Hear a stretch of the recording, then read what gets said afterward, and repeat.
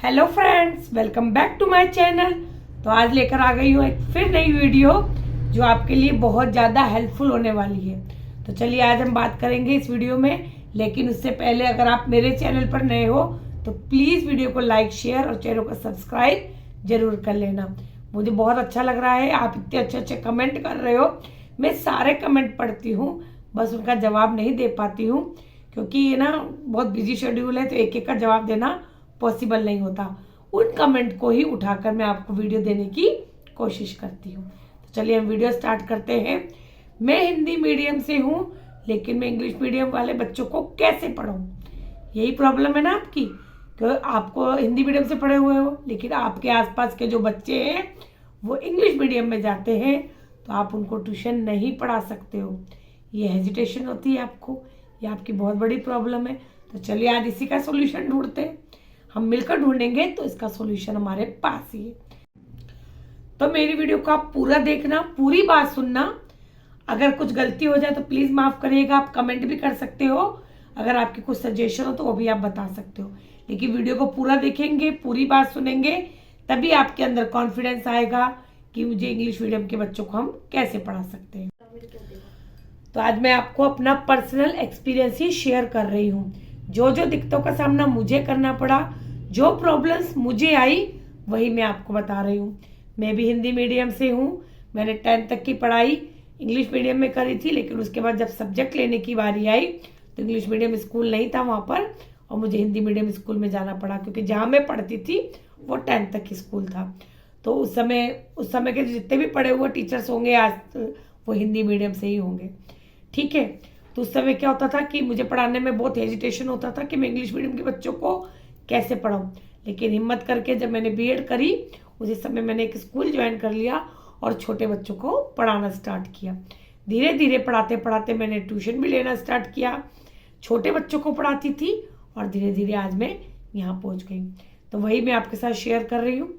सबसे पहली बात कि आपको अपने अंदर इतना कॉन्फिडेंस लाना पड़ेगा कि मैं ये काम कर सकती हूँ या कर सकता हूँ। अगर आप पहले ही बोलेंगे ना कि मैं ये काम नहीं कर पाऊंगा या मुझसे ये हैंडल नहीं हो सकता, तो वो काम आपसे कभी नहीं होगा, ठीक है। हिंदी मीडियम से क्या हो गया, पढ़े हुए हैं तो आप थोड़ा सा अपने अंदर कॉन्फिडेंस लाएंगे तो आप जरूर पढ़ा सकते हैं। तो सबसे पहले आपको कॉन्फिडेंस लाना है कि मैं ये कर सकता हूँ, ठीक है। दूसरी बात कि सबसे पहले आप ये सोचिए कि आप इंग्लिश मीडियम को बच्चों को पढ़ाना है तो आपकी प्रॉब्लम क्या है। आपको वर्ड्स को जो पढ़ने में प्रॉब्लम होती है, या आपको इंग्लिश समझ में नहीं आती है, ठीक है। हम हिंदी मीडियम से अगर पढ़े भी हुए हैं, हमें वर्ड्स आते हैं, हमें बोलना आता है। केवल कहाँ दिक्कत आती है कि उन बच्चों को हमने हिंदी भी समझा दी, लेकिन इंग्लिश टू इंग्लिश आंसर देने में, ये चीज़ें समझाने में हमें प्रॉब्लम आती है। तो आपको उस प्रॉब्लम को ही दूर करना है, ठीक है। अब इस प्रॉब्लम को आप कैसे दूर करेंगे। सबसे पहली प्रॉब्लम, सबसे पहले आप कर्सिव सीखिए, क्योंकि छोटे बच्चों की स्टार्टिंग कहाँ से होती है कि अल्फाबेट सिखा दिए, कैपिटल और स्मॉल, उसके बाद कर्सिव आती है।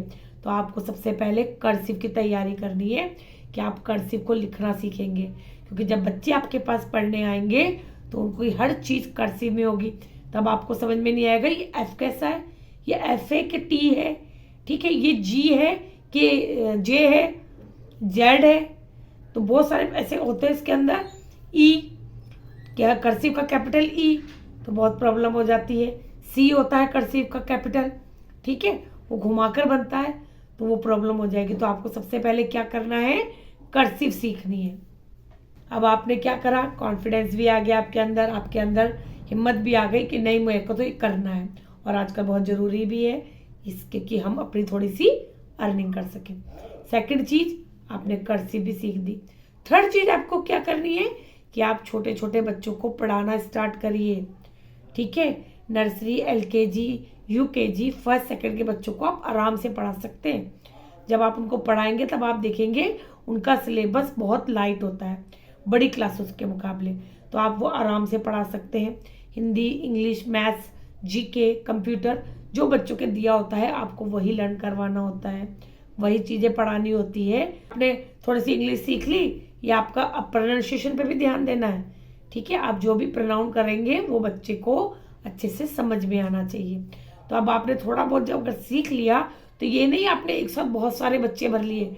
अगर आप ऐसा करेंगे तो ये आपका 1 या 2 साल ही चल पाएगा, लेकिन धीरे धीरे जब आप रिजल्ट नहीं दे पाएंगे, बच्चों को समझ अच्छे से नहीं आ पाएगा, या बच्चा आपको नहीं समझ पा रहा है, आप बच्चों को नहीं समझ पा रहे, आपको प्रॉब्लम हो रही है पढ़ाने में बच्चों को, तो वो गाड़ी ज़्यादा देर तक नहीं चलेगी। इसलिए आप स्टार्टिंग कैसे करेंगे, छोटी क्लासों से स्टार्टिंग करेंगे। ठीक है, छोटी क्लासेस को पढ़ाना स्टार्ट करेंगे तो धीरे धीरे अंदर आपके अंदर कॉन्फिडेंस आता जाएगा कि जब मैं छोटी क्लास को पढ़ा रहा हूँ तो चलो इस साल में 3rd के बच्चे भी ले लेता हूँ, क्लास 3rd में कैसे पढ़ाया जाता है। धीरे धीरे आप 3rd लीजिए, 4th लीजिए, और फिर जहाँ तक आपका कॉन्फिडेंस हो और आपके अंदर पढ़ाने की क्षमता हो कि मैं यहाँ तक बच्चों को अच्छे से आराम से समझा सकता हूँ। क्लास 5th के बाद बच्चों की पढ़ाई बहुत हार्ड हो जाती है, उनके SST अलग हो जाती है ना। हिस्ट्री तो बच्चों के हिस्ट्री, सिविक्स, ज्योग्राफी 3 अलग अलग हो जाते हैं क्लास 6 से। साइंस अलग हो जाती है तो बहुत प्रॉब्लम होती है, और मैथ्स तो बहुत हार्ड हो जाती है। तो जहाँ तक आपका पढ़ा सकते हो वहाँ तक ही आप बच्चे लेंगे, क्योंकि बच्चे तो बाद में भी मिल जाएंगे, लेकिन पहले आपको खुद को सीखना पड़ेगा। कॉन्फिडेंस बहुत ज़रूरी है। कुछ भी सिखाने से पहले खुद को सीखना बहुत ज़रूरी है। जब हमें कुछ आएगा तभी हम सामने वाले को पढ़ा सकते हैं। इवन आपके जो छोटे बच्चे घर में हैं, आप वहाँ से स्टार्ट करिए। अगर आप मैरिड हैं, आपके बच्चे हैं, उसको पढ़ाना स्टार्ट करिए। ये नहीं आप उसको ट्यूशन भेज रहे हो और खुद ट्यूशन पढ़ाने में लग रहे हो, नहीं। पहले आप खुद के बच्चों को पढ़ाइए। इतना कॉन्फिडेंस तो होना चाहिए कि पहले मैं अपने बच्चों को पढ़ाऊंगा या पढ़ाऊंगी और उनका रिजल्ट अच्छा आएगा, तभी हम दूसरों के बच्चों को पढ़ाएंगे। ये नहीं अपने बच्चे तो ट्यूशन जा रहे हैं क्योंकि मुझे पढ़ाना नहीं आता, और दूसरे के बच्चों को हम पढ़ाने बैठ गए कि भैया मेरे को तो रिजल्ट का डर लगता है, मेरे बच्चों को तो दूसरी मैम के पास भेजूंगा या भेजूंगी, वो मेरे पास नहीं पढ़ता है, या मैं उसको नहीं पढ़ा सकता हूँ, मुझे समझ में नहीं आता।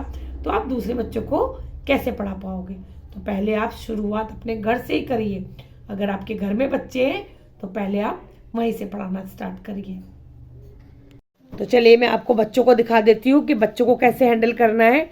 जब आप इंग्लिश मीडियम के बच्चों को पढ़ाएंगे तो आपको किस तरह से मैनेज करना होगा। तो चलिए मैं आपको प्रैक्टिकल दिखा देती हूँ। अब ये देखिए क्लास 2nd के बच्चे की बुक है।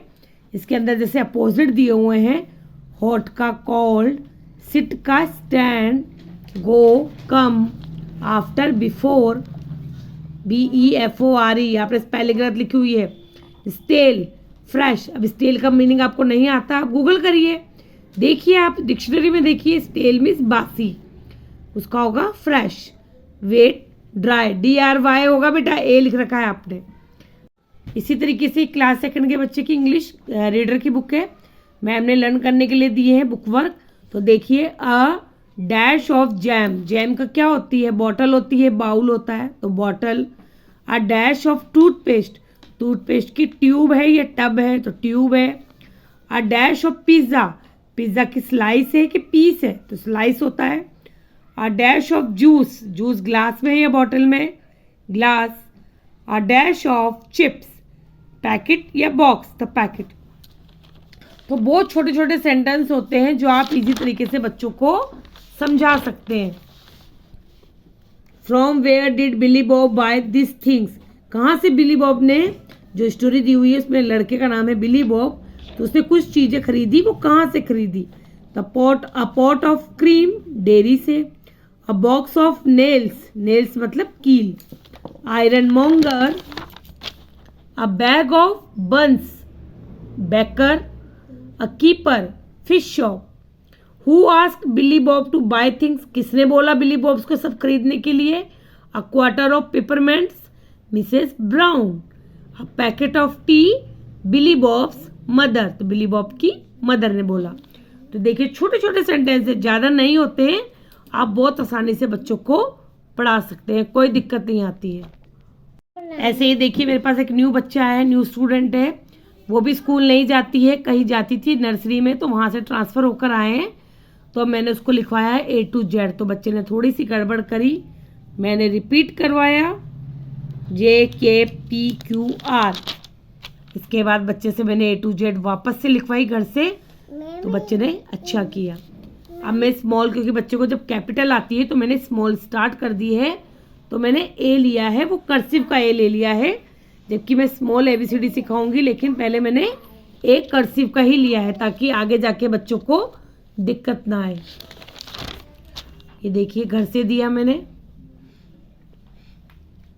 इसके बाद मैंने आज दिया है बी फॉर बॉल।